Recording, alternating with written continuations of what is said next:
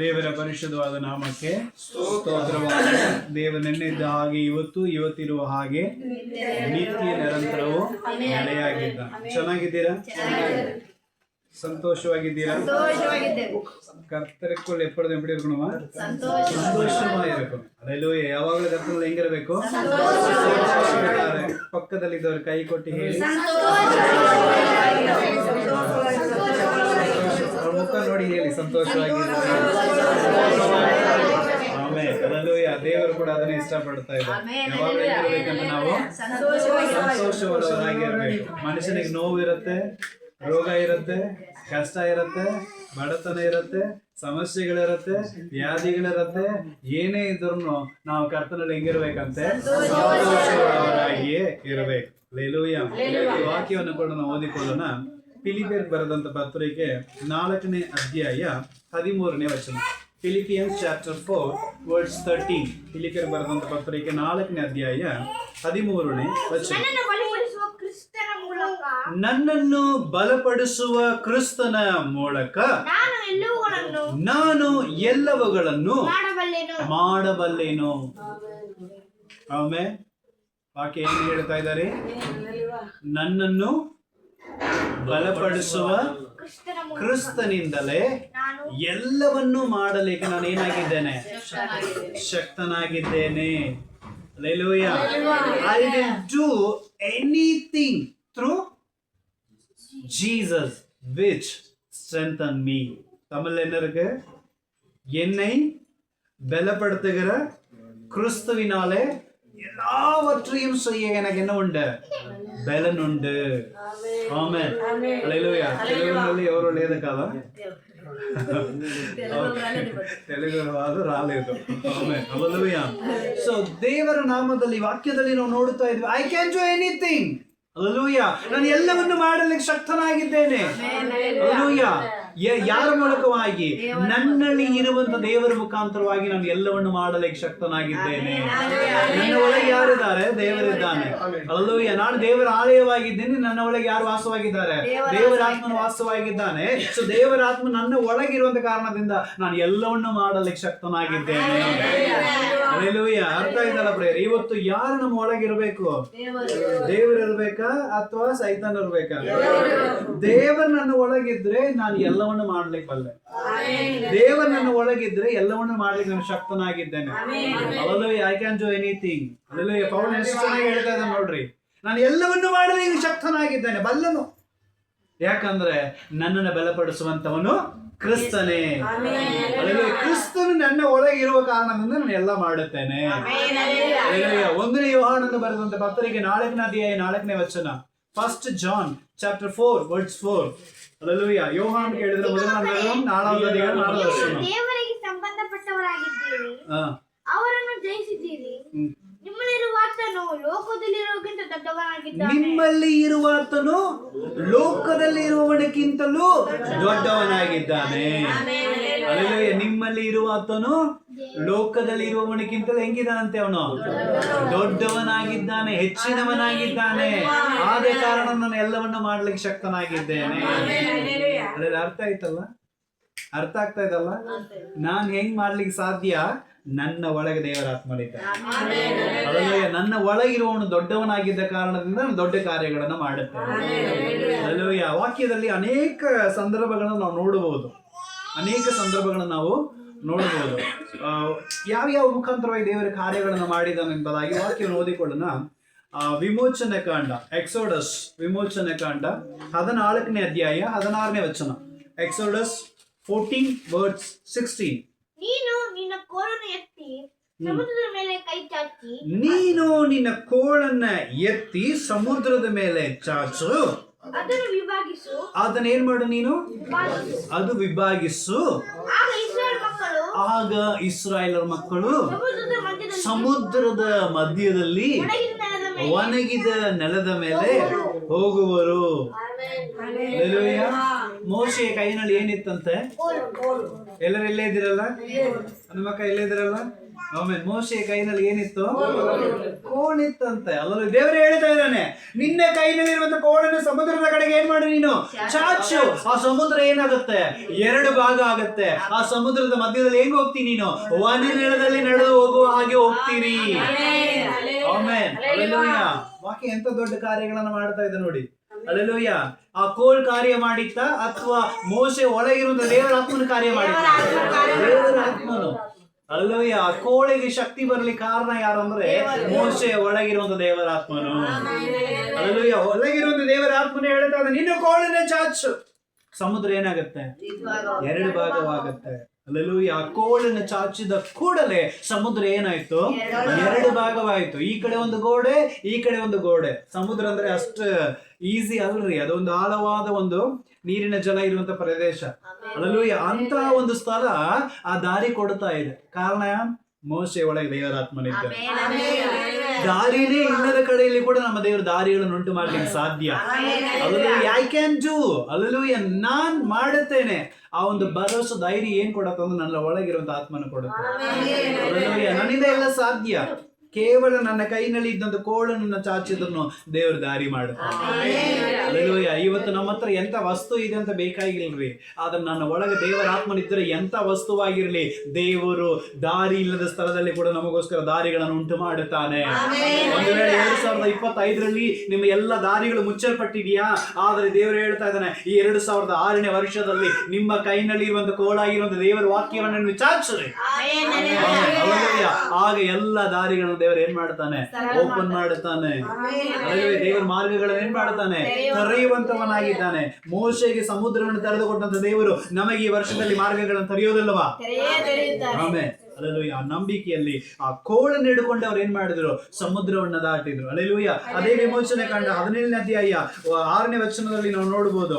Exodus chapter 17 words 1 to 6.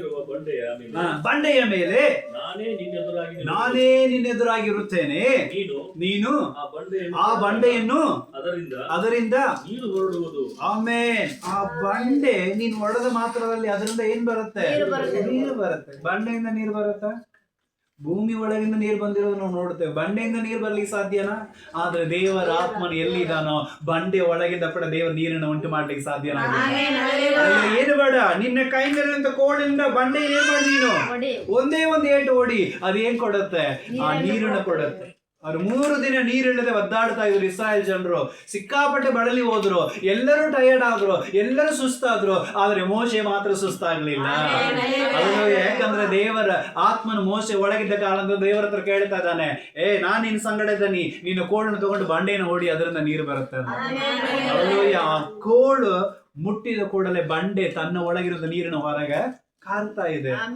Hallelujah. ಎಂತ ದೊಡ್ಡ ಕಲ್ಲು ಹೃದಯಗಳನ್ನು ಕೂಡ ದೇವರು ಕರಗಿಸುತ್ತಾನೆ. ಹಲ್ಲೆಲೂಯಾ. ದೇವರ ಆತ್ಮನು ನಮ್ಮ ಒಳಗೆ ಇರೋದಾದರೆ ಹಲ್ಲೆಲೂಯಾ. ಹಲ್ಲೆಲೂಯಾ. ಯಾವುದಲ್ಲ, ಬಂಡೆ ಒಳಗಿಂದ ನೀರು ಬರುತ್ತಂದ್ರೆ ಕಿಡ್ನಿ ಒಳಗಿರೋ ಸ್ಟೋನ್ ಅನ್ನ ದೇವರು ಕರಗಿಸೋದಲ್ವಾ? ಹಲ್ಲೆಲೂಯಾ. ದೇವರಿಗೆ ಎಲ್ಲವೂ ಸಾಧ್ಯ. ದೇವರಿಗೆ ಎಲ್ಲವೂ ಸಾಧ್ಯವಾಗಿದೆ. ಹಲ್ಲೆಲೂಯಾ. ಅದಕ್ಕೆ ದೇವರ ವಾಕ್ಯ ಇದ್ದಾನೆ, ಕೋಳು ಮುಟ್ಟಿದ ಕೂಡಲೇ ಆ ಬಂಡೆಯಿಂದ ನೀರು ಹೊರಗೆ ಬಂತು. ಹಲ್ಲೆಲೂಯಾ. ಅದು ಮಾತ್ರ ಇಲ್ಲ, ಅದೇ ವಿಮೋಚನೆ ಕಾಂಡ ಎಕ್ಸೋಡಸ್ ನಲ್ಲಿ 7ನೇ ಅಧ್ಯಾಯದಲ್ಲಿ ನಾವು ನೋಡಬಹುದು. 14ನೇ ವಚನದಿಂದ 20ನೇ ವಚನದವರೆಗಿರೋದು ವಾಕ್ಯದ ಭಾಗದಲ್ಲಿ ಮೋಶೆಗೆ ದೇವರು ಹೇಳ್ತಾ ಇದ್ದಾನೆ, ನೀನು ಹೋಗು, ಆ ನೈಲ್ ನದಿಯ ಮೇಲೆ ಏನ್ ಮಾಡು, ನೀನು ನಿನ್ನ ಕೋಳನ್ನು ಚಾಚು. ಆಗ ನದಿಯಲ್ಲಿ ನೀರೆಲ್ಲ ಏನಾಗುತ್ತೆ? ರಕ್ತವಾಗಿ ಮಾರ್ಪಡುತ್ತೆ. ಹಲ್ಲೆಲೂಯಾ. ಅರ್ಥ ಆಯ್ತಲ್ಲ ಪ್ರಿಯರೇ? ದೇವರಿಗೆ ಎಲ್ಲವನ್ನು ಬದಲಾಯಿಸಲಿಕ್ಕೆ ಶಕ್ತನಾಗಿದ್ದಾನೆ. ದೇವರ ಆತ್ಮ ಎಲ್ಲವನ್ನು ಬದಲಾಯಿಸಲಿಕ್ಕೆ ಶಕ್ತನಾಗಿದ್ದಾನೆ. ನಿನ್ನ ಕೈನಲ್ಲಿ ಒಂದು ಕೋಳಿದ್ರು ಕೂಡ, ಒಂದು ಕಟ್ಟಿಗೆ ಇದ್ರು ಕೂಡ ದೇವರು ಅದರ ಮುಖಾಂತರವಾಗಿ ದೊಡ್ಡ ಕಾರ್ಯಗಳನ್ನು ಮಾಡುತ್ತಾನೆ. ಹಲ್ಲೆಲೂಯಾ. ಸೊ ಆ ಕೋಳು ಕಾರ್ಯ ಮಾಡ್ಬೇಕಂದ್ರೆ ನಿನ್ನ ಒಳಗೆ ಯಾರು ಇರಬೇಕು? ದೇವರ ಆತ್ಮ ನಿನ್ನ ಒಳಗಿರೋದಾದ್ರೆ ಕೋಳಿಂದ ಕೂಡ ದೇವರು ದೊಡ್ಡ ಕಾರ್ಯಗಳನ್ನ ಮಾಡುವಂತವನಾಗಿದ್ದಾನೆ. ಹಲ್ಲೆಲೂಯಾ. ಎರಡನೇದಾಗಿ ನಾವು ನೋಡಬಹುದು ಯೋಶುವನ ಪುಸ್ತಕ 3ನೇ ಅಧ್ಯಾಯ 15ನೇ ವಚನ. Joshua chapter 3 words 15. 3ನೇ ಅಧ್ಯಾಯ 15ನೇ ವಚನ. ಮಂಜೂಷವನ್ನು ಹೊತ್ತ ಯಾಜಕರು ಮಂಜೂಷವನ್ನು ಹೊತ್ತ ಯಾಜಕರು ಯೋರ್ದಾನಿಗೆ ಬಂದು ನೀರಿನಲ್ಲಿ ತಮ್ಮ ಕಾಲುಗಳನ್ನು ಅದ್ದುತ್ತಲೇ ಸುಗ್ಗಿ ಕಾಲವಲ್ಲ ದಡ ಮೀರಿ ಹರಿಯುವ ಆ ಯೋರ್ದಾನ ಹೊಳೆಯು ನೀರು ನಿಂತು ಆಮೇಲೆ ಅರ್ಥ ಆಗ್ತಾ ಇದೆಯಾ? ಆಮೇಲೆ ಹಲ್ಲೆಲೂಯಾ. ಮಂಜೂಷವನ್ನು ಹೊತ್ತುಕೊಂಡು ಬಂದಿರುವಂತ ಯಾಜಕರ ಕಾಲುಗಳು ಆ ನೀರಿನಲ್ಲಿ ಮುಟ್ಟಿದ ಕೂಡಲೇ ಆಮೇಲೆ ಹರಿಯುವಂತ ನೀರು ದಡ ಮೀರಿ ಹರಿತಾ ಇತ್ತಂತೆ. ಅಲ್ಲ, ಅರ್ಥ ಆಯ್ತಲ್ಲ? ಅದು ಸುಗ್ಗಿಯ ಕಾಲ, ಮಳೆಗಾಲ, ಒಂಥರ ನೀರುಗಳು ಪ್ರಳಯವಾಗಿ ಹೋಗ್ತಾ ಇರುವಂತ ಕಾಲ. ಅಂತ ಒಂದು ನದಿಯಲ್ಲಿ ಯಾಜಕರು ಏನ್ ಮಾಡಿದ್ರಂತೆ, ಕಾಲನಿಟ್ಟಿದ ಕೂಡಲೇ ಆ ಒಂದು ದಡ ಮೀರಿ ಹರಿತಾ ಇದ್ದಂತ ಯೋರ್ದಾನ ನದಿ ಏನಾಯ್ತಂತೆ, ಹರಿಯುವ ನೀರು ಏನಾಯ್ತು? ಎಂತ ಅದ್ಭುತ ಅಲ್ಲ? ಹರಿಯುವ ನೀರು ಏನಾಯ್ತು? ನಿಂತು ಹೋಯ್ತು. ಆಮೇಲೆ ಕಾರಣ ಏನ್ರಿ? ಕಾರಣ ಏನು? ಯಾಜಕರುಗಳ ಒಳಗೆ ದೇವರ ಆತ್ಮನಿದ್ದನು. ಅದಕ್ಕೆ ಅವರ ಕಾಲಿಟ್ಟ ಕೂಡಲೇ ಏನಿಟ್ರಂತೆ? ಕಾಲಿಟ್ಟ ಕೂಡಲೇ ಹರಿಯುವಂತ ನೀರು ನಿಂತು ಹೋಯ್ತು. ಅಲ್ಲೂ ಇವತ್ತು ದೇವರ ಆತ್ಮನ ನಮ್ಮ ಒಳಗೆ ಇರೋದಾದ್ರೆ ನಾವು ಎಲ್ಲಿ ಕಾಲಿಡುತ್ತೀವೋ ಅಲ್ಲಿ ದೇವರ ದೊಡ್ಡ ಕಾರ್ಯಗಳನ್ನ ಮಾಡ್ತಾನೆ. ಆಮೇಲೆ ಅಲ್ಲೂಯ್ಯ. ಯೇಸು ಸ್ವಾಮಿ ಏನೇ ಇಲ್ರಿ, ಆ ಸಮುದ್ರದ ತೀರದಲ್ಲಿ ಸಮುದ್ರದ ಹೊರಗೆ ಬಂದು ಆ ದೋಣಿಯಿಂದ ಕಾಲನ್ನು ಕೆಳಗೆ ಇಟ್ಟ ಕೂಡಲೇ ಅಲ್ಲಿರೋದು ದುರಾತ್ಮಗಳು ಏನ್ ಮಾಡ್ತಾ ಇತ್ತಂತೆ, ನಡಿಗೆ ಓಡಿ ಬಂದು ಯೇಸು ಸ್ವಾಮಿಗೆ ಅಡ್ಡ ಬೀಳ್ತಾ ಇತ್ತಂತೆ. ಆಮೇಲೆ ಇವತ್ತು ಆ ಆತ್ಮನು ನಮ್ಮ ಒಳಗಿರೋದಾದ್ರೆ ನಾವು ಎಲ್ಲಿ ಕಾಲಿಡ್ತೀವಿ ಅಲ್ಲಿರುವಂತ ದುರಾತ್ಮಗಳು ನಮ್ಮ ಕಾಲಿಗೆ ಅಡ್ಡ ಬೀಳುವಂತದ್ದಾಗಿದೆ. ಯಾಕಂದ್ರೆ ದೇವರ ಆತ್ಮನು ನನ್ನ ಒಳಗೆ ವಾಸವಾಗಿದ್ದಾನೆ. ನಾನು ಕಾಲಿಟ್ಟಿದ್ದ ಕೂಡಲೇ ದೇವರು ದೊಡ್ಡ ಕಾರ್ಯಗಳನ್ನ ಮಾಡುತ್ತಾನೆ. ಅರಿಯುವ ನೀರು ನಿಂತು ಹೋಗುತ್ತಂದ್ರೆ ನನ್ನ ಜೀವಿತದಲ್ಲಿರುವ ಸಮಸ್ಯೆಗಳು ನಿಂತು ಹೋಗೋದಲ್ವಾ? ನನ್ನ ಕುಟುಂಬದ ಸಮಸ್ಯೆ ನಿಂತು ಹೋಗೋದಲ್ವಾ? ನನ್ನ ಕಾರ್ಯಗಳಲ್ಲಿ ಅನೇಕ ಶೋಧನೆಗಳು ನಿಂತು ಹೋಗೋದಲ್ವಾ? ಅದಲ್ಲೂ ಯಾಕಂದ್ರೆ ನನ್ನ ಒಳಗೆ ದೇವರ ಆತ್ಮ ವಾಸವಾಗಿದ್ದಾನೆ. ನಾನು ಕಾಲಿಟ್ಟ ಕೂಡಲೇ ದೇವರು ಅಲ್ಲಿ ದೊಡ್ಡ ಕಾರ್ಯಗಳನ್ನು ಮಾಡುವಂತವನಾಗಿದ್ದಾನೆ. ಆಮೇಲೆ ಅಲ್ಲೆಲ್ಲೂ ಯಾವ್ದ ಕಾರಣ ಪ್ರಿಯರೇ, ಇವತ್ತು ದೇವರ ಆತ್ಮನ ನನ್ನ ಒಳಗಿರ್ಬೇಕು. ಅಲ್ಲೆಲ್ಲೂ ಅದಕ್ಕೆ ಯೇಸು ಸ್ವಾಮಿ ಹೇಳಿದ್ದಾನೆ, ನೀವು ಯಾವ ಮನೆಗೆ ಹೋಗ್ತೀರೋ ಆ ಮನೆ ಒಳಗೆ ಕಾಲಿಟ್ಟಿದ ಕೂಡಲೇ ನೀವೇನು ಹೇಳ್ಬೇಕು? ಈ ಮನೆಗೆ ಶುಭವಾಗಲಿ ಅಂತ ಹೇಳಿದ್ರಿ ಅಂತ. ಶಬ್ದಕ್ಕೆ ಹೋಗ್ಬೇಡ್ರಿ. ಅಲ್ಲೆಲ್ಲೂಯ್ಯ. ನೀವು ಯಾರ ಮನೆಗೆ ಹೋಗ್ತೀರೋ ಏನ್ ಮಾಡ್ಬೇಕು?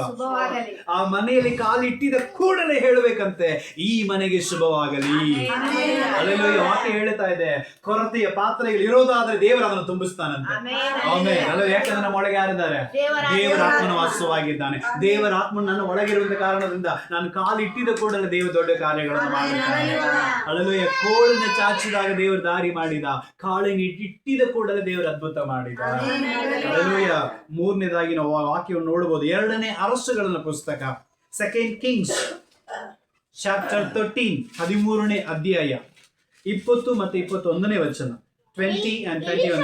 ಸತ್ತು ತರುವಾಯ ಅವನು ಉಣಿಟ್ಟರು. ವರ್ಷದ ಆರಂಭದಲ್ಲಿ ಮೂವಬ್ಬರು ದಂಡುಗಳು ದೇಶದಲ್ಲಿ ಪ್ರವೇಶಿಸಿದವು. ಆಗ ಏನಾಯ್ತಂದ್ರೆ ಅವರು ಒಬ್ಬ ಮನುಷ್ಯನನ್ನು ಹೂ ನೀಡಲು ಹೋಗುವಾಗ ಇಗೋ ದಂಡನ್ನು ಕಂಡು ಆ ಮನುಷ್ಯನನ್ನು ಎಲಿಷನ ಸಮಾಧಿಯಲ್ಲಿ ಬಿಸಾಡಿದರು. ಸತ್ತ ಮನುಷ್ಯನು ಅದರಲ್ಲಿ ಬಿದ್ದಾಗ ಎಲಿಷನ ಎಲುಬುಗಳಿಂದ ತಗೊಳ್ಳಿ ಅಂದ್ರೆ ಮುಟ್ಟಿ ಜೀವ ಉಂಟಾದವು. ಆಮೇಲೆ ಅಲ್ಲೆಲ್ಲೋ ಇಲ್ಲೇ ಇದ್ದೀರಾ? ಅಲ್ಲೋ ಈ ಮನುಷ್ಯ ಏನಾಗಿದ್ದಾನೆ? ಸತ್ತೋಗಿದ್ದಾನೆ. ಅಲ್ಲೋ ಎಲಿಷನ್ ಒಳಗೆ ಯಾರಿದ್ರು? ದೇವರಾತ್ಮನಿದ್ದನು. ಸತ್ತು ಹೋಗಿದಾನ ಮನುಷ್ಯ. ಸತ್ತು ಹೋಗಿ ಅವನ್ ಏನ್ ಮಾಡಿದ್ದಾರೆ? ಹೂರ್ಣ ಹಾಕಿ ಇಟ್ಟಿದ್ದಾರೆ, ಸಮಾಧಿ ಮಾಡಿ ಇಟ್ಟಿದ್ದಾರೆ. ಅಲ್ಲೂಯ್ಯ. ಸೊ ಅದೇ ಆ ಒಂದು ಸಮಾಧಿ ಒಳಗೆ ಅಥವಾ ಸ್ಮಶಾನದ ಒಳಗೆ ಇನ್ನೊಂದು ಹೆಣವನ್ನು ತಗೊಂಡು ಬರ್ತಾ ಇದ್ದಾರೆ. ಅರ್ಥ ಆಗ್ತಾ ಇದೀರಾ?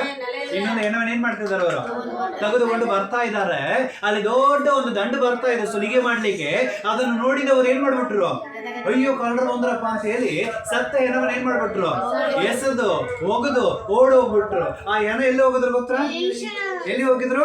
ಸತ್ತದಲ್ಲ ಎಲಿಷ, ದೇವರ ಆತ್ಮನಿರುವಂತ ಮನುಷ್ಯ, ಅವನ ಸಮಾಧಿ ಮೇಲೆ ಒಗದು ಓಡೋಗ್ಬಿಟ್ರಂತೆ. ಅಲ್ಲೂಯ್ಯ. ಆ ಒಂದು ಎಲಿಷನ ಎಲುಬುಗಳು ಈ ಒಂದು ಹೆಣವನ್ನು ಮುಟ್ಟಿದ ಕೂಡಲೇ ಸತ್ತಂತ ಮನುಷ್ಯನಿಗೆ ಏನ್ ಬಂತು ಅಂತ? ಅಲ್ಲಿ ಜೀವ ಬಂತು. ಆಮೇಲೆ ಅದರಲ್ಲೂ ಒಣಗಿದ ಎಲುಬುಗಳಿಂದ ಜೀವ ಕೊಟ್ಟರು ದೇವರು. ಒಣಗಿದ ಎಲುಬು, ಸತ್ತು ಒಣಗಿ ಹೋಗಿದ ಎಲುಬ್ರಿ ಅದು. ಅಲ್ಲೂಯ್ಯ ಆ ಎಲುಬುಗಳು ಮುಟ್ಟಿದ ಕೂಡಲೇ ಸತ್ತ ಮನುಷ್ಯ ಏನಾದ ಅವನು ಜೀವಂತವಾಗಿ ಎದ್ದ. ಆಮೇಲೆ ಅರ್ಥ ಆಗ್ತಾ ಇದೆಯಾ? ಇವತ್ತು ನನ್ನ ಒಳಗೆ ದೇವರ ಆತ್ಮನ ಇರೋದಾದ್ರೆ ನಾವು ಸತ್ರುನ ಕಾರ್ಯಗಳನ್ನು ಮಾಡುತ್ತೇವೆ. ಅಲ್ಲೂಯ್ಯ ಯಾಕಂದ್ರೆ ನನ್ನ ಒಳಗೆ ಯಾರಿದಾರ್ರಿ? ದೇವರ ಆತ್ಮನ ಇದ್ದಾನೆ. ಅಲ್ಲೂಯ್ಯ ಎಜೇಕಿಯಲ್ ಪುಸ್ತಕದಲ್ಲಿ ನಾವು ನೋಡಬಹುದು 37ನೇ ಅಧ್ಯಾಯ 7ನೇ ವಚನ, ಎಜೇಕಿಯಲ್ ಚಾಪ್ಟರ್ 37:7 ಅದರಲ್ಲಿ ನಾವು ನೋಡಬಹುದು ಆ ಒಣಗಿದ ಎಲುಬುಗಳಿಗೆ ಆ ಮನುಷ್ಯನ ಅಪ್ಪನೆ ಕೊಟ್ಟ ಕೂಡಲೇ ಆ ಎಲುಬುಗಳು ಹೆಂಗ್ ಜೋಡಣೆ ಆಯ್ತಂತೆ? ಏನಾಯ್ತಂತೆ? ಒಟ್ಟ ಎಲುಬುಗಳು ಏನ್ ಮಾಡ್ತಾ ಇತ್ತಂತೆ? ಸೇರಿಕೊಂಡವು. ಕನ್ನಡದಲ್ಲಿ ಒಂದು ಪದ ಇದೆ, ಕಟ್ಟ ಕಟ್ಟ ಕಟ್ಟ ಅಂತ. ಆಮೇಲೆ ಅಲ್ಲೂಯ್ಯ ಕಟ್ಟ ಟಕ ಟಕ. ಅಲ್ಲೂಯ್ಯ ಅಂದ್ರೆ ಎಲುಬು ಅಲ್ಲೆಲ್ಲಿ ಬಿದ್ದಿದೆ, ಆ ಎಲುಬುಗಳೆಲ್ಲೋ ಏನಾಗ್ತಾ ಇದೆ? ಹೆಂಗೆ ಸೌಂಡ್ ಏನದು? ಟಕ ಟಕ. ಆಮೇಲೆ ಅಲ್ಲೂಯ್ಯ ಟಕ ಟಕ ಅಂತ ಹೇಳಿ ಏನಾಗ್ತಾ ಇದೆ?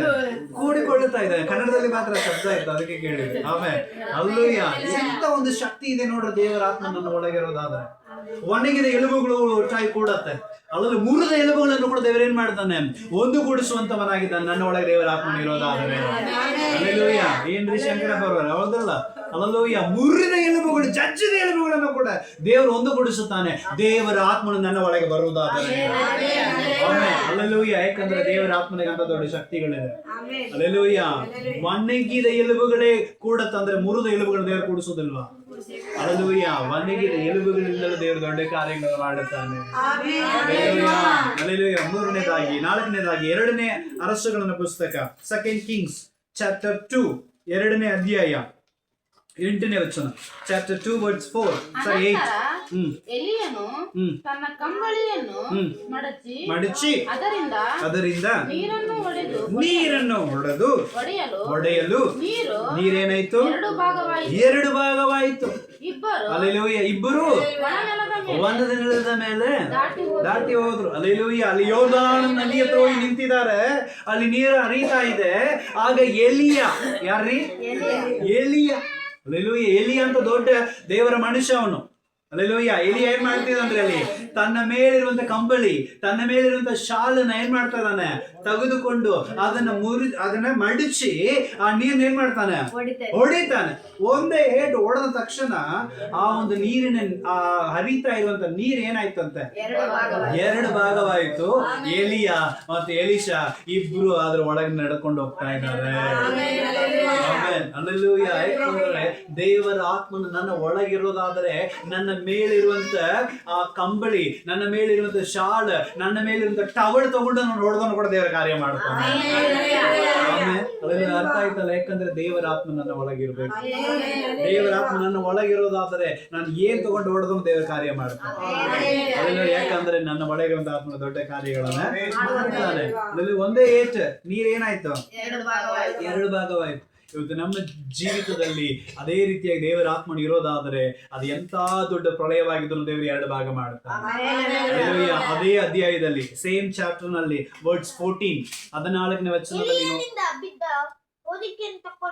ಎಲಿಯನಿಂದ ಬಿದ್ದಂತ ಹೊದಿಕೆಯನ್ನು ತಕ್ಕೊಂಡು ಯಾರು? ನೀರನ್ನು ಹೊಡೆದು ಎಲ್ಲಿದ್ದಾನೆ ಅಂದನು. ಅವನು ಹಾಗೆ ನೀರನ್ನು ಹೊಡೆದ ತರುವಾಯ ಏನಾಯ್ತಂದ್ರೆ ಆ ನೀರ್ ಏನಾಯ್ತಂದ್ರೆ ಫಸ್ಟ್ ಯಾರು ಹೊಡೆದಿದ್ರು? ಎಲಿಯ ಹೊಡೆದ ಕೊಡ್ಲ ಏನಾಯ್ತ? 2 ಭಾಗ ಆಯ್ತು. ಆ ಕಡೆ ಹೋಗಿ ಸೇರ್ಕೊಂಡ್ ಬಿಟ್ರು. ಈಗ ಎಲಿಯನ್ನ ದೇವ್ರ ಏನ್ ಮಾಡ್ಬಿಟ್ರು? ಪರಲೋಕ ಎತ್ಕೊಂಡು ಹೋಗ್ಬಿಟ್ರು ಜೀವಂತವಾಗಿ. ಅಲ್ಲೆಲೂಯ್ಯ. ಈಗ ಹೋದ್ಮೇಲೆ ಅವನು ಅಯ್ಯೋ ಎಲಿಯ ಹೋಗ್ಬಿಟ್ಟನಲ್ಲ ಅಂತ ಚಿಂತೆ ಮಾಡ್ತಾ ಇದ್ದ. ಮೇಲಿಂದ ಅವ್ನ ಮೇಲೆ ವಸ್ತ್ರ ಕೆಳಗೆ ಬೀಳ್ತಾ ಇದ್ದ. ಅವನು ಒದಕಿ ಅವನ ಕಂಬಳಿ ಏನಾಗ್ತಾ ಇದೆ? ಕೆಳಗೆ ಬೀಳ್ತಾ ಇತ್ತಂತೆ. ಅವ್ನು ಹೋಗಿ ಎಲಿಯಾನೇ ಹೋಗ್ಬಿಟ್ಟನಲ್ಲ ಅಂತ ಹೇಳಿ ಕಂಬಳಿ ತಗೊಂಡು ಆ ಎಲಿಯ ದೇವರು ಎಲ್ಲಿದಾನಂತ ಒಂದೇ ಏಟು ಹೊಡೆದ. ಆಮೇಲೆ ಅಲ್ಲೆಲೂಯ್ಯ ಹೊಡೆದ ತಕ್ಷಣ ಮತ್ತದ್ ಏನಾಯ್ತಂತೆ? 2 ಈ ಕಡೆಯಿಂದ ಆ ಕಡೆ ಹೋಗಿದ್ದ, ಮುಚ್ಚಿಬಿಡ್ತು. ಮತ್ತೆ ಆ ಕಡೆಯಿಂದ ಈ ಕಡೆ ಬರ್ಲಿಕ್ಕಿಂತ ಮುಂಚೆ ಒಂದೇ ಏಟು ಹೊಡೆದ. ಮತ್ತದ್ ಏನಾಯ್ತು? 2 ಭಾಗವಾಯ್ತು. ಆಮೇಲೆ ಅದೇ ಆತ್ಮ ಅದೇ ದೇವರಾತ್ಮ, ಎಲಿಯನ ಒಳಗಿದ್ದಂತ ಅದೇ ದೇವರಾತ್ಮ ಈಗ ಯಾರ ಮೇಲೆ ಬಂದಿದ್ದಾರೆ? ಎಲಿಷನ ಮೇಲೆನೂ ಬಂದಿದ್ದಾರೆ. ಎಲಿಯ ಮಾಡಿದ ಅದೇ ಕಾರ್ಯಗಳನ್ನ ಈಗ ಯಾರು ಮಾಡ್ತಾ ಇದ್ದಾರೆ? ಎಲಿಷ ಕೂಡ ಮಾಡ್ತಾ ಇದ್ದಾನೆ. ಇವತ್ತು ಯೇಸು ಕ್ರಿಸ್ತನು ಮಾಡಿದ ಅದೇ ಕಾರ್ಯಗಳನ್ನ ಇವತ್ತು ಯಾರು ಮಾಡ್ತಾ ಇದ್ದೀವಿ? ನಾವು ಮಾಡ್ತಾ ಇದ್ದೇವೆ. ಯಾಕಂದ್ರೆ ಈಗ ಆತ್ಮ ನಮ್ಮ ಮೇಲೆ ಇದೆ.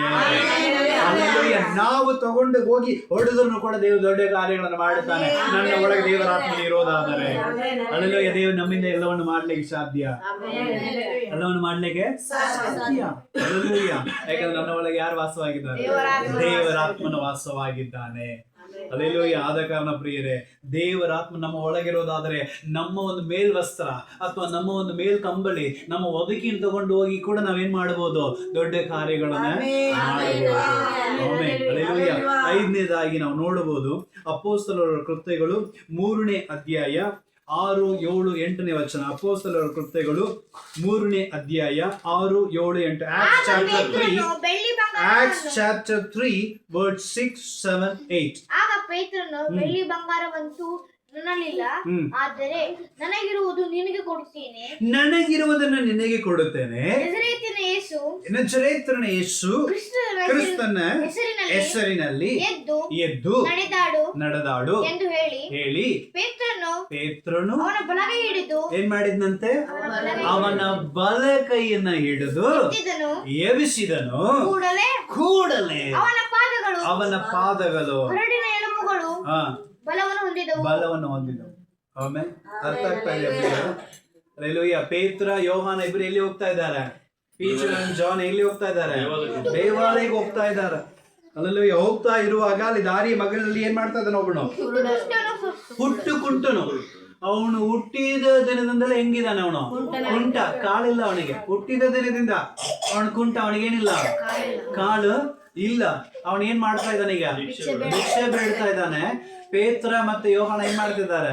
ಹೋಗ್ತಾ ಇದ್ದಾರೆ. ಹೋಗುವಾಗ ಅವನ್ ಭಿಕ್ಷೆ ಬೇಡೋದು ನೋಡಿ ನಿಂತು ನೋಡ್ತಿದ್ದಾರೆ. ಅವಾಗ ಭಿಕ್ಷೆ ಬೇಡೋ ಮನಸ್ಸು ಹೆಂಗಿರತ್ತಾರೆ?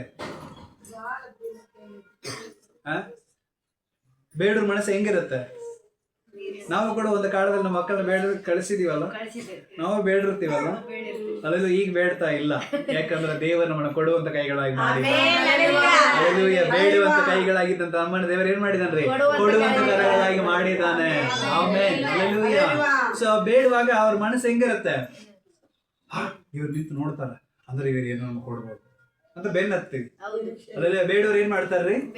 ಬೆನ್ನತ್ತಾರೆ. ಕರೆಕ್ಟಾ? ಅಲ್ಲೆಲ್ಲ ಸ್ವಲ್ಪ ಯಾರಾದ್ರೂ ಸ್ವಲ್ಪ ಪಾಪದಿಂದ ನೋಡ್ಬಿಟ್ರೆ ಸಾಕು, ಇವ್ರು ಹೆಂಗ ಏನೋ ಕೊಡ್ತಾರಂತ ಹೇಳಿ ಅವ್ರನ್ನೇ ಬೆನ್ನತ್ತಾರೆ.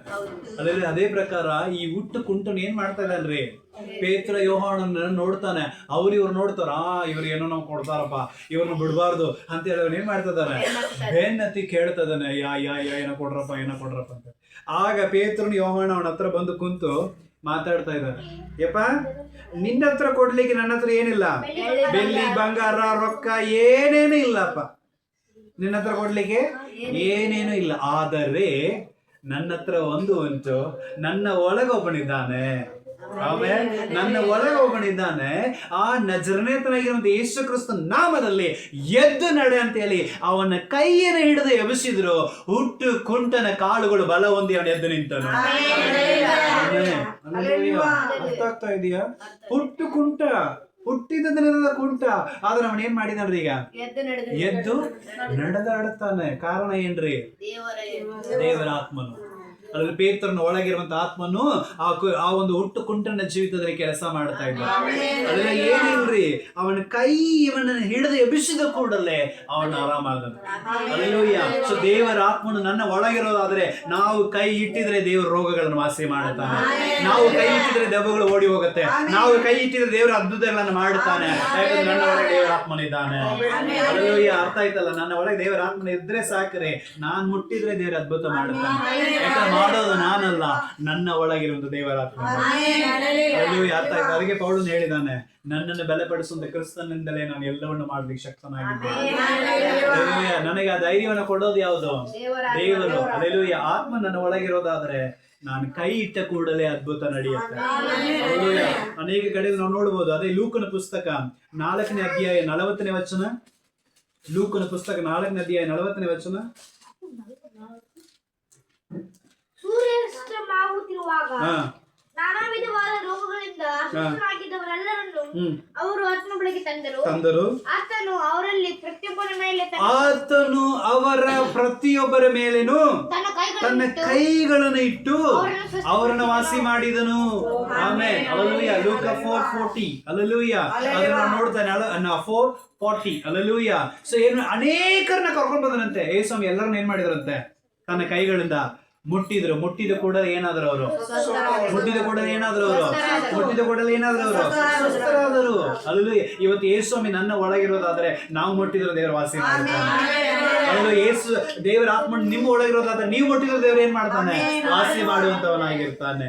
ಹಲ್ಲೆಲೂಯಾ. ಇವತ್ತು ದೇವರ ಆತ್ಮನ ನನ್ನ ಒಳಗಿರೋದಾದ್ರೆ ನಾವು ಮುಟ್ಟಿದ್ರೆ ದೇವರ ದೊಡ್ಡ ಕಾರ್ಯಗಳನ್ನ ಮಾಡುತ್ತಾನೆ. ಹಲ್ಲೆಲೂಯಾ. ಅನೇಕ ಸಂದರ್ಭಗಳಲ್ಲಿ ಯೇಸು ಸ್ವಾಮಿ ಮಾಡಿದ್ದಾನೆ. ಮತ್ತಾಯನ ಪುಸ್ತಕ 8ನೇ ಅಧ್ಯಾಯದಲ್ಲಿ ಒಂದು ಕುಷ್ಠರೋಗಿ ಬರ್ತಾ ಇದ್ದಾನೆ. ದೇವರೇ ನಿನಗೆ ಮನಸ್ಸಿದ್ರೆ ನಾನು ಏನ್ ಮಾಡು, ನೀನು ಶುದ್ಧನಾಗು ಅಂತ ಕೇಳ್ತಾ ಇದ್ದಾನೆ. ಯೇಸುಸ್ವಾಮಿ ತಕ್ಷಣ ಏನ್ ಮಾಡ್ತಾ ಇದ್ದಾರೆ, ತನ್ನ ಕೈಗಳನ್ನು ಅವನ ಮೇಲೆ ಚಾಚಿ ತನ್ನ ಕೈಗಳಿಂದ ಅವನನ್ನು ಮುಟ್ಟಿ ನನ್ನ ಮನಸ್ಸುಂಟು ಶುದ್ಧನಾಗುವಂತ ತಕ್ಷಣ ಕುಷ್ಠರೋಗ ಅವನ ಬಿಟ್ಟು ಓಡೋಗ್ಬಿಡ್ತು. ಹಲ್ಲೆಲೂಯಾ. ಅದೇ ಅಧ್ಯಾಯದಲ್ಲಿ ಆ ಪೇತ್ರನ ಮನೆಗೆ ಯೇಸುಸ್ವಾಮಿ ಹೋಗ್ತಾ ಇದ್ದಾರೆ. ಯಾರ ಮನೆಗೆ? ಪೇತ್ರನ ಮನೆಗೆ ಯೇಸುಸ್ವಾಮಿ ಹೋಗ್ತಾ ಇದ್ದಾರೆ. ಅವಳು ಅತ್ತಿ ಏನಾಗ್ತಾ ಇದ್ದಾಳೆ, ಜ್ವರದಲ್ಲಿ ತುಂಬಾ ಮಲಗಿದ್ದಾಳೆ. ಅಲ್ಲಿ ಅವ್ರ ಅತ್ತಿ ಏನಾಗಿದ್ದಲ್ರಿ, ಜ್ವರದಲ್ಲಿ ಮಲಗಿದ್ದಾಳೆ. ಆದ್ರೆ ಯೇಸುಸ್ವಾಮಿ ಮನೆ ಒಳಗೆ ಹೋದ ತಕ್ಷಣ ತನ್ನ ಕೈಗಳಿಂದ ಅವಳನ್ನೇನ್ ಮಾಡ್ತಾರೆ, ಎಬ್ಬಿಸ್ತಾರೆ. ಆ ಕೈಗಳು ಮುಟ್ಟಿದ ಕೂಡಲೇ ಅವಳು ಜ್ವರ ಏನಾಯ್ತಂತೆ ಅವಳನ್ನ ಬಿಟ್ಟು ಓಡೋಗ್ಬಿಡ್ತು. ಆಮೇಲೆ ಹಲ್ಲೆಲೂಯಾ. ಯಾಕಂದ್ರೆ ದೇವರ ಕೈಗಳು ಯಾರನ್ನ ಮುಟ್ಟತ್ತೋ ಅವ್ರು ವಾಸಿ ಆಗುವಂತವರಾಗಿರ್ತಾರೆ. ಹಲ್ಲೆಲೂಯಾ. ಅದೇ ಮತ್ತಾಯನ ಪುಸ್ತಕ 9ನೇ ಅಧ್ಯಾಯದಲ್ಲಿ ನಾವು ನೋಡಬಹುದು. ಅಲ್ಲಿ ಒಬ್ಬ ಬಡ ವಿಧವೆ, ಹಲ್ಲೆಲೂಯಾ, ಬಡ ವಿಧವೆ ಪಾಪ ತನ್ನ ಮಗನನ್ನ ಕಳ್ಕೊಂಡಿದ್ದಾಳೆ. ಹಲ್ಲೆಲೂಯಾ. ಮಗನನ್ನ ಏನ್ ಮಾಡಿದ್ದಾರೆ, ಕಳ್ಕೊಂಡಿದ್ದಾರೆ. ಹಲ್ಲೆಲೂಯಾ. ಅವಳು ಅಲ್ಲೋದನ್ನ ಯೇಸುಸ್ವಾಮಿ ನೋಡಿ ಸತ್ತ ಹೆಣ ಹೊತ್ಕೊಂಡು ಹೋಗ್ತಾ ಇದಾರಲ್ಲ ಆ ಚಟ, ಅದನ್ನ ಹೋಗಿ ಏನ್ ಮಾಡ್ತಾರೆ, ಯೇಸುಸ್ವಾಮಿ ಮುಟ್ಟುತ್ತಾರೆ. ಹಾಗೆ ಸತ್ತಂತ ಯವನಸ್ಥ ಹುಡುಗನು ಏನಾದನು, ಎದ್ದನು. ಆಮೆನ್. ದೇವರ ಕೈ ಮುಟ್ಟಿದ್ರೆ ಸತ್ತ ಹೆಣ ಕೂಡ ಎಲುವಂತದಾಗಿದೆ. ಇವತ್ತು ಆ ಆತ್ಮ ನಮ್ಮ ಒಳಗಿರೋದಾದ್ರೆ ದೇವ್ರ ದೊಡ್ಡ ಕಾರ್ಯಗಳನ್ನ ಮಾಡುತ್ತಾನೆ. ಅಲ್ಲೆಲ್ಲ ಮನುಷ್ಯರ ಕೈ ಬಿಟ್ಟಿರ್ಬೋದು, ಅಲ್ಲೆಲ್ಲೂಯ್ಯ ದೇವರ ಕೈ ಬಿಡೋದಲ್ಲ. ಮನುಷ್ಯರು ತಿರಸ್ಕರಿಸಿರ್ಬೋದು, ದೇವರ ನಮ್ಮ ಎಂದಿಗೆ ಏನ್ ಮಾಡೋದಲ್ಲ, ತಿರಸ್ಕರಿಸೋದೇ ಇಲ್ಲ. ಅಲ್ಲೆಲ್ಲೂಯ್ಯ. ಅರ್ಥ ಆಯ್ತಲ್ಲ ಪ್ರಿಯರೇ? ಇವತ್ತು ದೇವರ ಆತ್ಮ ನನ್ನ ಒಳಗಿರೋದಾದ್ರೆ ಸತ್ತ ಹೆಣವಾಗಿದ್ದನ್ನು ಕೂಡ ದೇವರು ಏನ್ ಮಾಡ್ತಾನಂತೆ, ಜೀವಂತವಾಗಿ ಎಬ್ಬಿಸುವಂತವನಾಗಿದ್ದಾನೆ. ಮಾರ್ಕನ ಪುಸ್ತಕ 5ನೇ ಅಧ್ಯಾಯದಲ್ಲಿ ಕೂಡ ನಾವು ಕೆಲವೊಂದು ಕಾರ್ಯಗಳು ನೋಡಬಹುದು. ಅಲ್ಲಿ ಕುರುಡರುಗಳು ಏನ್ ಮಾಡ್ತಿದ್ದಾರೆ, ಯೇಸುಸ್ವಾಮಿ ಹತ್ರ ಬರ್ತಾ ಇದ್ದಾರೆ. ಹಲ್ಲೆಲೂಯಾ. ಅಲ್ಲಿ ಬರುವಾಗ ಯೇಸುಸ್ವಾಮಿ ಏನ್ ಮಾಡ್ಬೇಕಪ್ಪ, ದಾವೀದನ ಕುಮಾರನನ್ನು ಕರುಣಿಸು. ಇಮಿಡಿಯೇಟ್ ಆಗಿ ದೇವರು ಏನ್ ಮಾಡಿದ್ರು, ತನ್ನ ಕೈಗಳಿಂದ ಅವ್ರ ಕಣ್ಣುಗಳನ್ನು ಮುಟ್ಟಿದ ಕೂಡಲೇ ಅವ್ರು ವಾಸಿ ಆದರು. ಹಲ್ಲೆಲೂಯಾ. ಅದೇ ಮಾರ್ಕನ ಪುಸ್ತಕ 7ನೇ ಅಧ್ಯಾಯದಲ್ಲಿ ಒಬ್ಬ ಕಿವುಡನ್ನು ಏನ್ ಮಾಡ್ತಿದ್ದಾರೆ, ಯೇಸುಸ್ವಾಮಿ ಹತ್ರ ಕರ್ಕೊಂಡು ಬರ್ತಾ ಇದ್ದಾರೆ. ಕಿವಿ ಕೇಳದೇ ಇರುವಂತ, ಮಂದ ನಾಡಿಗೆ ಇರುವಂತ, ಮಾತಾಡಕ್ ಬರದೇ ಇರುವಂತ ವ್ಯಕ್ತಿನ ಏನ್ ಮಾಡ್ತಿದ್ದಾರೆ, ಕರ್ಕೊಂಡು ಬರ್ತಾ ಇದ್ದಾರೆ. ಅವಾಗ ಯೇಸುಸ್ವಾಮಿ ತನ್ನ ಬೆರಳುಗಳಿಂದ ಅವನ ಕಿವಿಯನ್ನು ಮುಟ್ಟಿ ಏನ್ ಮಾಡ್ತಾ ಇದ್ದಾರೆ, ಅವನಲ್ಲಿ ಇರುವಂತ ಕಾರ್ಯಗಳನ್ನ ದೂರ ಓಡಿಸಿ ಮಾತಾಡುವಂತ ದೇವರ ಕಾರ್ಯ ಮಾಡಿದರು. ಹಲ್ಲೆಲೂಯಾ. ಅದೇ ರೀತಿಯಾಗಿ ಅನೇಕ ಕಾರ್ಯಗಳು ನಾವು ನೋಡಬಹುದು ಪ್ರಿಯರೇ. ಹಲ್ಲೆಲೂಯಾ. ಅರ್ಥ ಆಯ್ತಲ್ಲ? ಲೂಕನ ಪುಸ್ತಕ 7ನೇ ಅಧ್ಯಾಯದಲ್ಲಿ ಕೂಡ ನಾವು ನೋಡಬಹುದು. ಹಲ್ಲೆಲೂಯಾ. ಒಬ್ಬ ಚಿಕ್ಕ ಹುಡುಗಿನ ದೇವರು ಅಲ್ಲಿ ಏನ್ ಮಾಡ್ತಿದ್ದಾರೆ, 12 ವರ್ಷದ ಸತ್ತೋಗಿದ ಹುಡುಗಿನ ಕೂಡ ದೇವರು ತನ್ನ ಕೈಗಳಿಂದ ಆ ಮಗಳನ್ನು ಮುಟ್ಟಿ ವಾಸಿ ಮಾಡ್ತಾ ಇದ್ದಾರೆ. ದೇವರ ಆತ್ಮನ ನನ್ನ ಒಳಗಿರೋದಾದ್ರೆ ನಮ್ಮ ಕೈಗಳನ್ನು ಎಲ್ಲಿ ಮುಟ್ಟುತ್ತೀವೋ ಅಲ್ಲಿ ವಾಸಿ ಆಗುತ್ತೆ. ಹಲ್ಲೆಲೂಯಾ. ಹಲ್ಲೆಲೂಯಾ. ಈಗ ಒಂದು ಪ್ರಾರ್ಥನೆ ಮಾಡೋಣವೇ? ಹಲ್ಲೆಲೂಯಾ. ನಮ್ಮ ಕೈ ಮುಟ್ಟಿದ ದೇವರ ಅದ್ಭುತ ಮಾಡ್ತಾನಲ್ಲ, ನಮ್ಮ ಕೈ ಇಟ್ಟ ದೇವರ ಅದ್ಭುತ ಮಾಡ್ತಾನಲ್ಲ. ಈಗ 1 ನಿಮಿಷ ಪ್ರೇಯರ್ ಮಾಡೋಣ, ಒಂದು ಅರ್ಧ ಸೆಕೆಂಡ್ ಪ್ರೇಯರ್ ಮಾಡೋಣ. ನಿಮ್ಮ ಬಲ ಕೈಯನ್ನು ತಗೊಳ್ರಿ. ನಿಮಗೆ ಎಲ್ಲಿ ನೋವು ಅನಿಸ್ತಾ ಇದೆಯೋ, ನಿಮಗೆ ಎಲ್ಲಿ ಸಮಸ್ಯೆ ಅನಿಸ್ತಾ ಇದೆಯೋ, ನಿಮಗೆ ಎಲ್ಲಿ ರೋಗ ಅನಿಸ್ತಾ ಇದೆಯೋ ಅದರ ಮೇಲೆ ಏನ್ ಮಾಡ್ರಿ, ನೀವು ಕೈ ಇಡ್ರಿ. ಹಲ್ಲೆಲೂಯಾ. ಅದರ ಮೇಲೆ ಕಣ್ಣು ಮುಚ್ಚ್ರಿ, ಕೈ ಇಡ್ರಿ. ದೇವರು ನಿಮ್ಮ ಕೈಗಳನ್ನು ಇಟ್ಟಿದ ಕೂಡಲೇ ರೋಗಗಳನ್ನು ವಾಸಿ ಮಾಡುತ್ತಾನೆ. ನಿಮಗೆ ಎಲ್ಲಿ ನೋವು ಅನಿಸ್ತಾ ಇದೆಯೋ, ನಿಮಗೆ ಎಲ್ಲಿ ಸಮಸ್ಯೆಗಳು ಅನಿಸ್ತಾ ಇದೆಯೋ, ಒಂದು ವೇಳೆ ಕೈ ಆಗಿರ್ಬೋದು, ಕಾಲಾಗಿರ್ಬೋದು, ಹೊಟ್ಟೆಯಾಗಿರ್ಬೋದು, ಎದೆಯಾಗಿರ್ಬೋದು, ತಲೆಯಾಗಿರ್ಬೋದು, ಕಣ್ಣಾಗಿರ್ಬೋದು, ಕಿವಿಯಾಗಿರ್ಬೋದು, ಏನು ಸಮಸ್ಯೆ ಇದ್ರು ಅಲ್ಲಿ ನಿಮ್ಮ ಕೈಗಳನ್ನು ಇಡ್ರಿ, ದೇವರ ಅದ್ಭುತ ಮಾಡುತ್ತಾನೆ. ಹಲ್ಲೆಲೂಯಾ. ಹಲ್ಲೆಲೂಯಾ. ವಾಕ್ಯ ಹೇಳ್ತಾ ಇದೆ, ಅವರ ಕೈ ಇಟ್ಟ ಕೂಡಲೇ ದೇವರ ಅದ್ಭುತ ಮಾಡಿದರು ಎಂಬುದಾಗಿ. ಇವತ್ತು ನಾವು ಕೈಗಳನ್ನು ಇಡುವಾಗ ದೇವರು ನಮಗೆ ಕೂಡ ವಾಸಿ ಮಾಡುತ್ತಾನೆ. ಓ ನಮ್ಮ ನೋವು, ಓ ನಮ್ಮ ವೇದನೆ, ನಮ್ಮ ಕಷ್ಟ, ನಮ್ಮ ಹೋರಾಟ, ನಮ್ಮ ಕಣ್ಣೀರುಗಳನ್ನ ದೇವರು ದೂರ ಓಡಿಸುವಂತ ದೇವರಾಗಿದ್ದಾರೆ. ಬಿಡುಗಡೆ ಕೊಡು, ಬಿಡುಗಡೆ ಕೊಡು, ಬಿಡುಗಡೆ ಕೊಡು. ಯೇಸು ನಾಮದಲ್ಲಿ ಈಗಲೇ ಅಪ್ಪಣೆ ಕೊಡ್ತಾ ಇದ್ದೇವೆ. ನನ್ನ ಹೊರಗಿರುವಂತ ದೇವರ ಕಥನೆ ಆತ್ಮನಿಂದ ಆ ಎಲ್ಲ ನೋವು ಯೇಸು ನಾಮದಲ್ಲಿ ಬಿಟ್ಟು ಬಿಡುಗಡೆ ಹಾಗೆ ನೀವು ಮಾಡಿದ್ದಕ್ಕಾಗಿ ವಂದನೆ. ಯೇಸುವಿನ ನಾಮದಲ್ಲಿ ತಂದೆ. Amen, amen, amen. Hallelujah. Hallelujah. ದೇವರು ನಮ್ಮ ಕೈಗಳನ್ನು ಇಟ್ಟಿದ ಕೂಡಲೇ ರೋಗಗಳನ್ನು ವಾಸಿ ಮಾಡುವಂತವನಾಗಿದ್ದಾನೆ. ಆಮೆನ್. ಹಲ್ಲೆಲೂಯಾ. ಅದೇ ರೀತಿಯಾಗಿ ವಾಕ್ಯಗಳನ್ನು ಓದಿಕೊಳ್ಳೋಣ. ಲೂಕನ ಪುಸ್ತಕ 8ನೇ ಅಧ್ಯಾಯ 43ನೇ ವಚನ. ಲೂಕನ ಪುಸ್ತಕ 8ನೇ ಅಧ್ಯಾಯ 43ರಿಂದ 48ನೇ ವಚನದವರೆಗೆ. 12 ವರ್ಷಗಳಿಂದ ರಕ್ತಸ್ರಾವ ರೋಗವಿದ್ದ ಓಕೆ, ಅದು ಕೊನೆ ಆ ಒಂದು ಪೋರ್ಷನ್ ಮಾತ್ರ ಹೋಗೋಣ. ಅವಳು ಏನ್ ಮಾಡಿದ್ಲು ಅದಷ್ಟೇ ಓದೋಣ. ಅವಳು ಏನ್ ಮಾಡಿದ್ಲು? ಆಕೆಯು ಹಾ, ಒಬ್ಬರಿಂದಲೂ ಗುಣ ಹೊಂದಲಾರದೆ ಇದ್ದಳು. ಆಕೆಯು ಪಚ್ಚ ನನಗೆ ಆ ಶಬ್ದ ಅಷ್ಟೇ ಓದ್ಬೇಕು. ಹಿಂದಿನಿಂದ ಬಂದು ಹಿಂದಿನಿಂದ ಬಂದು ಆತನ ಉಡುಪಿಗೆ ಉಡುಪಿನ ಗೊಂಡೆಯನ್ನು ಮುಟ್ಟಿದಳು. ಮುಟ್ಟುತ್ತಲೇ ಆಕೆಗೆ ರಕ್ತ ಹರಿಯೋದು ನಿಂತು ಹೋಯಿತು.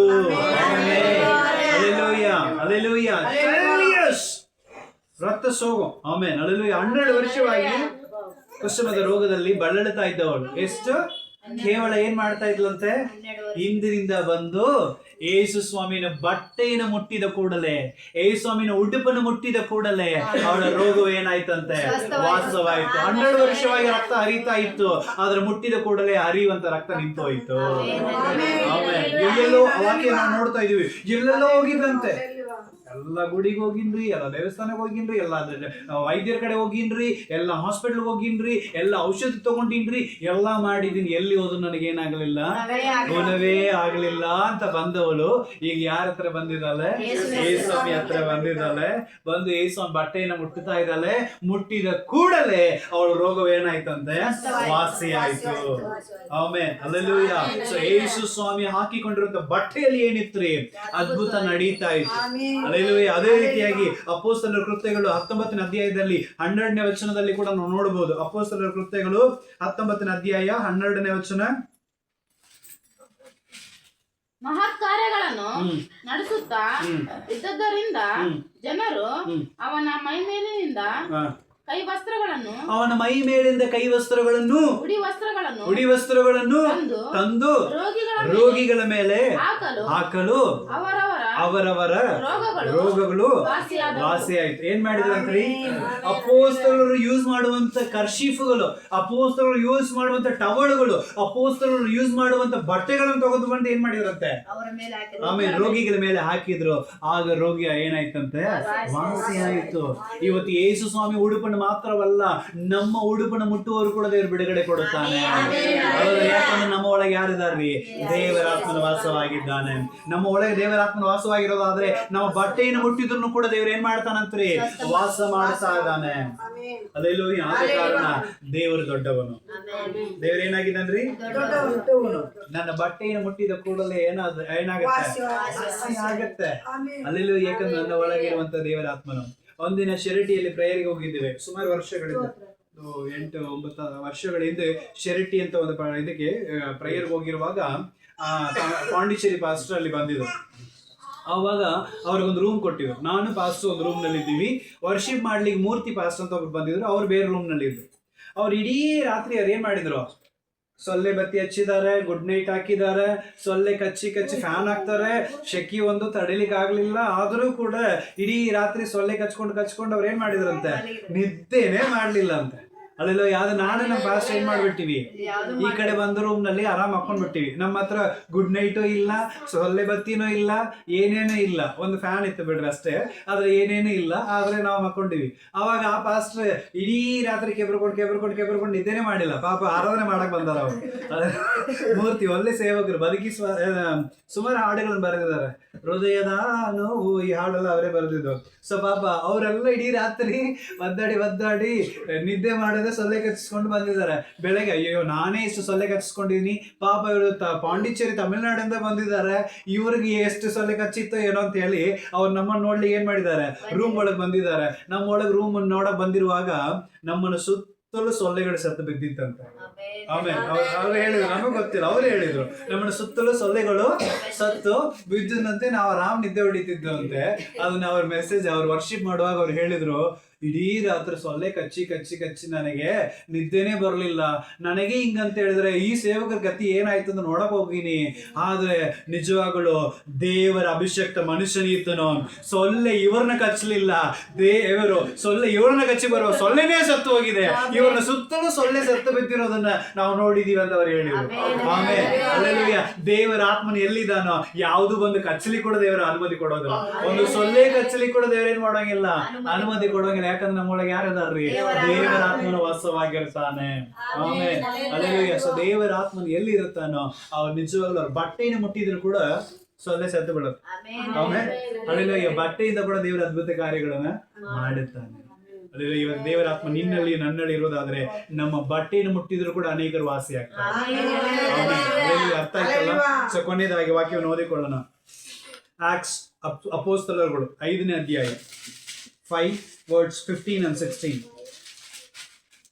ಅಪೊಸ್ತಲರು 5:15 ಮತ್ತೆ 16ನೇ ವಚನ. ಹೀಗಿರುವುದರಿಂದ ಪೇತ್ರನು ಹಾದು ಹೋಗುವಾಗ ಅವನ ನೆರಳಾದರೂ ಪೇತ್ರನು ಹಾದು ಹೋಗುವಾಗ ಅವನ ನೆರಳಾದರೂ ಅವರಲ್ಲಿ ಕೆಲವರ ಮೇಲೆ ಕೆಲವರ ಮೇಲೆ ಬೀಳುವಂತೆ ರೋಗಿಗಳನ್ನ ದೆವ್ವ ಹಿಡಿದವ್ರನ್ನ ಕರ್ಕೊಂಡೋಗಿ ಏನ್ ಮಾಡಿದ್ರಂತೆ ಅಲ್ಲಿ ಇಟ್ಟಿದ್ರು. ಅವಾಗ ಇವನ್ನ ಹಾದು ಹೋಗ್ತಾ ಇರುವಾಗ ಇವನ್ ನೆರಳು ಏನಾಗ್ತಿತ್ತಂತೆ? ಅವ್ರ ಮೇಲೆ ಬೀಳುತ್ತಿತ್ತು. ಅವ್ರ ನೆರಳು ತಾಗಿದ ಕೂಡಲೇ ಅವ್ರಿಗೆ ಏನಾಯ್ತಂತೆ? ವಾಸಿ ಆಯ್ತು. ಆಮೇಲೆ ಅಲ್ಲೆಲ್ಲ ಅರ್ಥ ಆಗ್ತಾ ಇದೆಯಾ? ನಮ್ಮ ನೆರಳಿನಲ್ಲಿ ಕೂಡ ದೇವರ ಶಕ್ತಿಯನ್ನು ಇಟ್ಟಿರ್ತಾನೆ. ಅದ್ರಲ್ಲಿ ನನ್ನ ಒಳಗೆ ದೇವರ ಆತ್ಮನ ಇರೋದಾದ್ರೆ ನನ್ನ ನೆರಳಿನಲ್ಲಿ ಕೂಡ ದೇವ್ರ ಏನ್ ಮಾಡಿರ್ತಾನ್ರಿ? ದೇವರ ಅದ್ಭುತಗಳನ್ನ ಮಾಡುತ್ತಾನೆ. ಅಲ್ಲೆಲ್ಲ ಪೇತ್ರನು ನಡೆದು ಹೋಗುವಾಗ ಅವನ ನೆರಳು ತಾಗಿ ಅನೇಕ ರೋಗಗಳು ವಾಸಿ ಆಯ್ತು. ಅವನ ನೆರಳು ತಾಗಿದ ಕೂಡಲೇ ದೆವ್ವಗಳು ಏನಾಯ್ತು? ಬಿಟ್ಟು ಹೋಯ್ತು. ನಮ್ಮ ನೆರಳು ಕೂಡ ದೇವರ ಅಷ್ಟು ದೊಡ್ಡ ಶಕ್ತಿನ ಇಟ್ಟಿದ್ದಾನೆ. ಆಮೇಲೆ ನಂಬುತ್ತೀರಾ? ನಂಬುವವರಿಗೆಲ್ಲವೂ ಸಾಧ್ಯ. ನಂಬುವವರಿಗೆಲ್ಲವೂ ಸಾಧ್ಯ. ಯಾಕಂದ್ರೆ ಐ ಕ್ಯಾನ್ ಡೂ ಎವ್ರಿಥಿಂಗ್. ನಾನು ಎಲ್ಲವನ್ನು ಮಾಡಲಿಕ್ಕೆ ಶಕ್ತನಾಗಿದ್ದೇನೆ. ಯಾಕಂದ್ರೆ ನನ್ನನ್ನು ಬಲಪಡಿಸುವಂತ ಕ್ರಿಸ್ತನಿಂದಲೇ. Which one who strengthen me. Alleluia ಯಾರು ನನ್ನ ಬಲಪಡಿಸ್ತಾನೋ ಆ ಆತನಿಂದ ನಾನು ಎಲ್ಲವನ್ನು ಮಾಡಲಿಕ್ಕೆ ಏನಾಗಿದ್ದೇನೆ? ಶಕ್ತನಾಗಿದ್ದೇನೆ. ಅಲ್ಲೆಲ್ಲೂ ಅರ್ಥ ಆಯ್ತಲ್ಲ? ವಾಕ್ಯದಲ್ಲಿ ನಾವು ನೋಡಿದ್ದೇವೆ, ನಮ್ಮ ಕೈನಲ್ಲಿರುವಂತ ಕೋಳಿನಿಂದ ದೇವರ ಅದ್ಭುತ ಮಾಡುತ್ತಾನೆ. ಅಲ್ಲೆಲ್ಲೂಯ್ಯ. ಎರಡನೇದು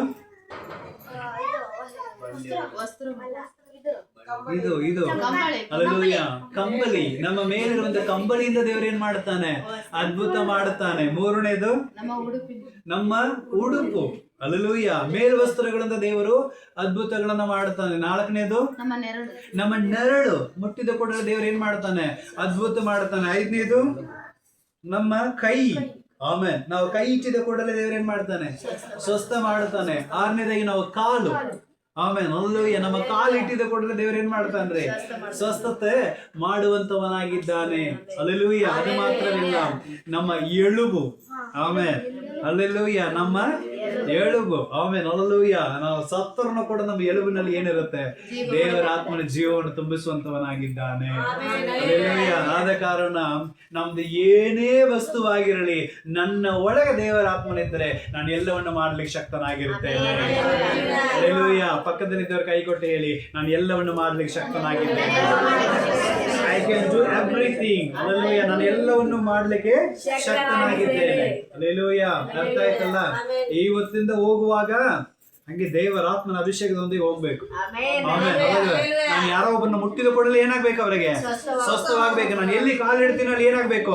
ಬಿಡುಗಡೆ ಆಗಬೇಕು. ನನ್ನ ಎಲುಬನ್ನು ಮುಟ್ಟಿದ ಕೂಡಲೇ ಏನಾಗ್ಬೇಕು? ಅವರಿಗೆ ಸ್ವಸ್ಥವಾಗ್ಬೇಕು. ನನ್ನ ನೆರಳು ಬಿದ್ದರೂ ಕೂಡಲೇ ಏನಾಗ್ಬೇಕು? ಅವರಿಗೆ ಸ್ವಸ್ಥವಾಗ್ಬೇಕು. ನನ್ನ ಉಡುಪು ಅವ್ರು ಮುಟ್ಟಿದ ಕೂಡಲೇ ಏನಾಗ್ಬೇಕು?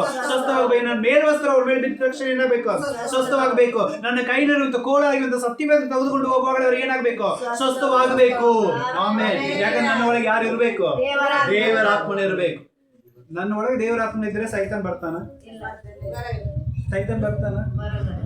ಯೋಚನೆ ಮಾಡಿ. ಸೈತಾನ್ ಬರ್ತಾನ? ದೇವರು ಎಲ್ಲಿ ಇರ್ತಾನಲ್ಲಿ ಸೈತಾನ್ ಅಡುಗತ್ತೆ. ದೇವರು ಎಲ್ಲಿ ಕಾಲಿಡ್ತಾನಲ್ಲಿ ಸೈತಾನ್ ಅಡುಗತ್ತೆ. ದೇವರ ಹಸ್ತ ಎಲ್ಲಿ ಇರುತ್ತಲ್ಲಿ ಸೈತಾನ್ ಅಡುಗತ್ತೆ. ಅದ್ರಲ್ಲಿ ಅರ್ಥ ಆಯ್ತಲ್ಲ? ಈ ಸೈತಾನ್ ಅನ್ನೋದು ಸುಳ್ಳು, ಅದು ಮಾಯೆ, ಅದು ವ್ಯರ್ಥ. ಅಲ್ಲೆಲೂಯ್ಯ.